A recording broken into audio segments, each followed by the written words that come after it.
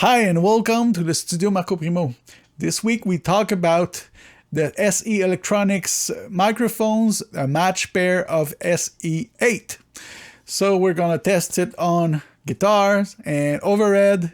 Those are the most places that the small condensers are used. So let's dive in right away.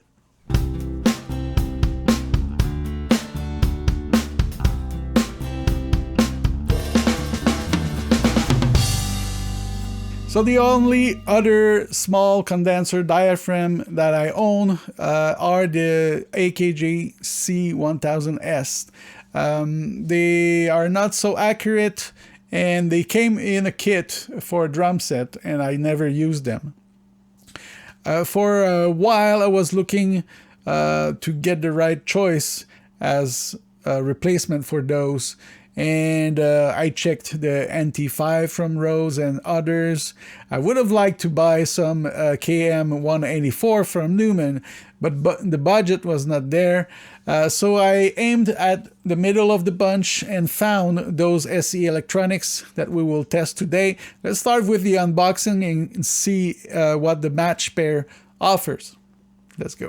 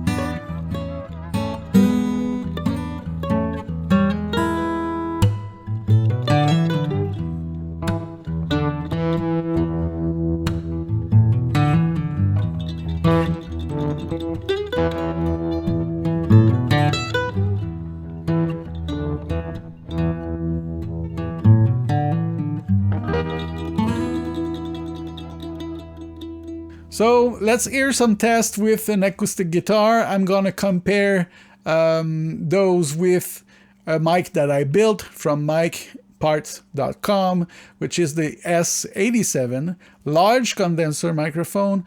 Well, this is the microphone that I used a lot to record acoustic guitars. So I'm comparing not apples to apples, I know, but it's just for me, for the transition, will it be better than what I was doing before or not?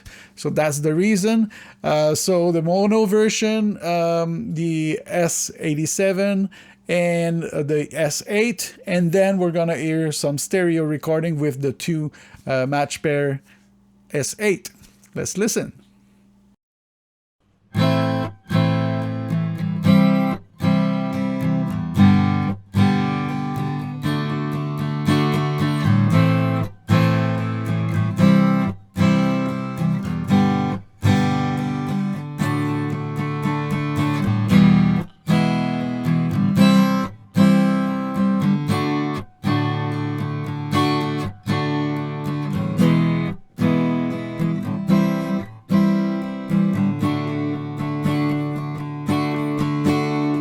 So what about this match pair thing? Of course, builders, they will claim to match pair some microphones, so they will be accurate from the bottom to the highest frequencies.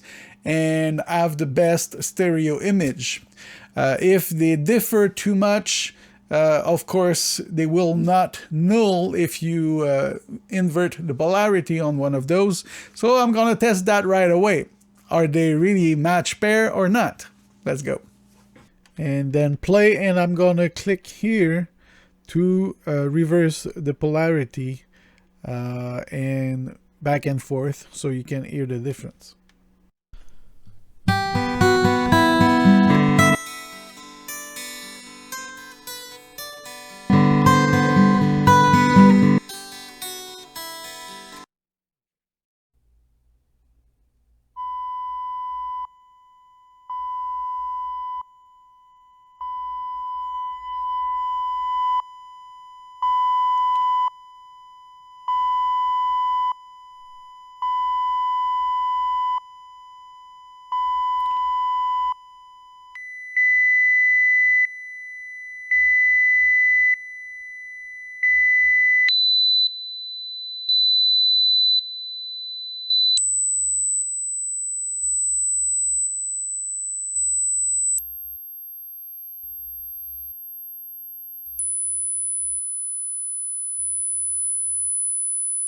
Well, it seems that they are not nulling in the high frequencies. In the low frequencies, it seems to be nice, but not in the high ones.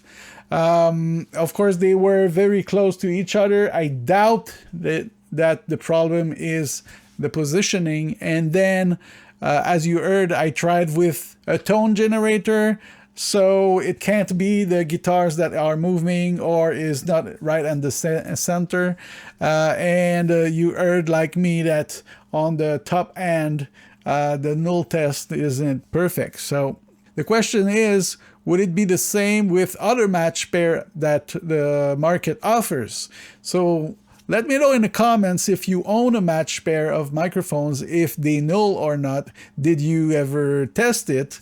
They're supposed to, but those that I own don't. It's not a big problem. I will record with them anyway, but you would expect to have a perfect match when you buy a match pair. Moving on, of course, overheads. So let's listen.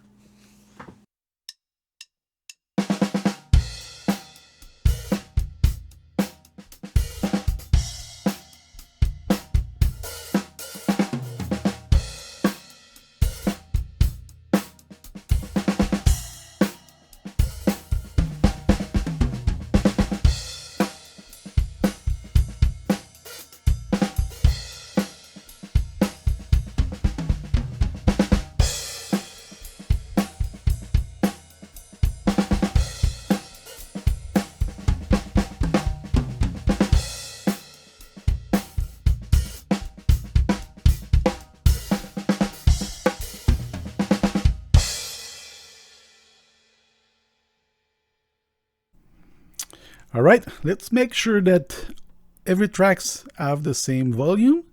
So I'm gonna ungroup them. And in the object editor, you can choose normalize, and it will adjust the volume without changing the file. So recompiling the file or anything, it just changes the volume of that object. So we're gonna do that with every overheads. And now we are sure that they are all at the same volume peak wise, so it's a good indications and a first step to help make the comparison. So let's listen to only the KSMs alone.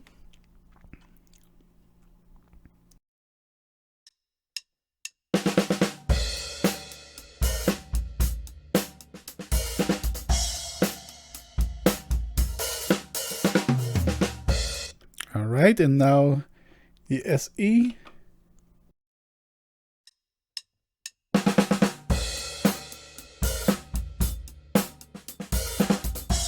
Okay, there seems to be a bit more energy to the left or the right.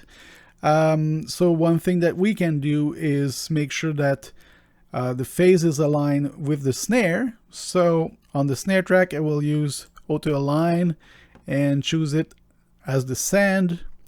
And then on the other tracks,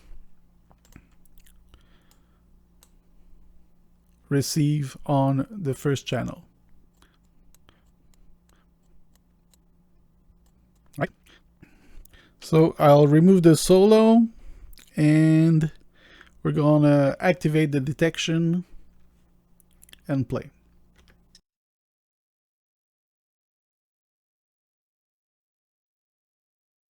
All right, the tracks should be phase aligned with the snare, so we're gonna listen only the bass drum, snare, and the KSM 44s. So let's listen.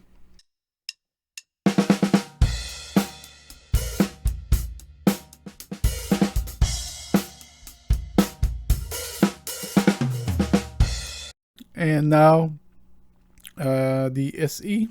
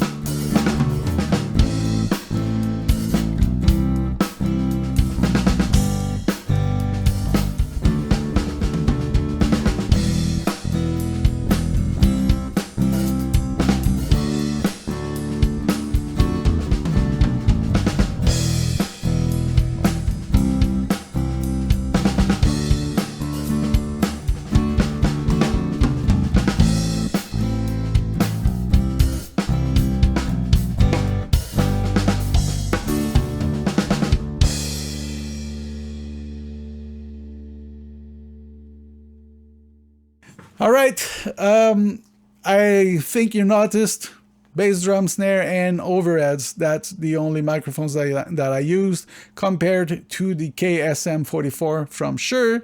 They're not hyped at all on the high frequencies. The KSM44 is very good for high frequency content. That's why in the past I was using them as overheads, and I might continue to do so and keep the Se8 for the guitars and other application if I have a band to record.